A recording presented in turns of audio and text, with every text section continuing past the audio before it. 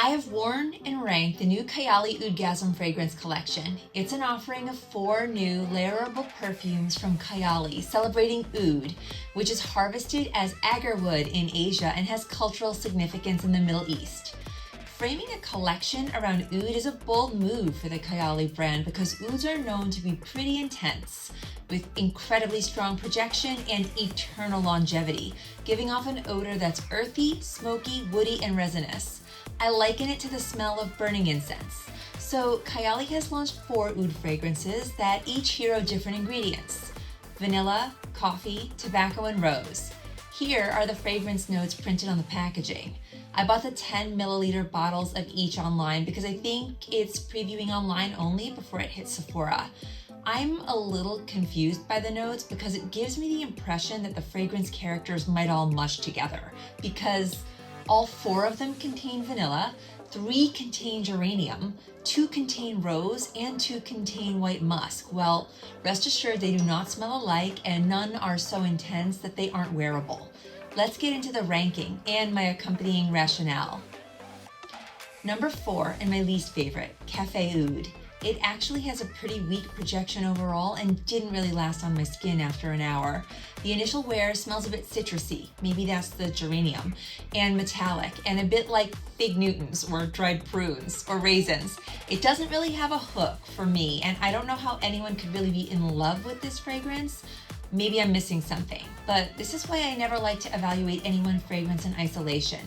It's when I'm comparing one fragrance to another that I can really form a thoughtful opinion. Maybe this fragrance isn't bad, but when I compare it to the other 3 Oudgasm scents, it just feels lackluster and missing personality.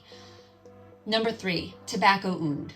So I do love Margiela's Jazz Club, which I associate with tobacco, but Kayali's Tobacco Oud is very smoky, and that smoke does not really let up over the entire course of the wear. I don't smell much of anything else.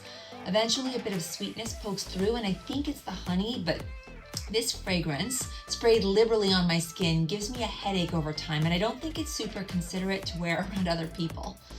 Number 2, Rose Oud. I am a sucker for rose, and I like rose all different kinds of ways. The rose in this fragrance is very dominant, bold, but wet and juicy, not dry, scratchy, or powdery, and it lasts for hours on end. I could still smell this fragrance on my skin after I took a shower.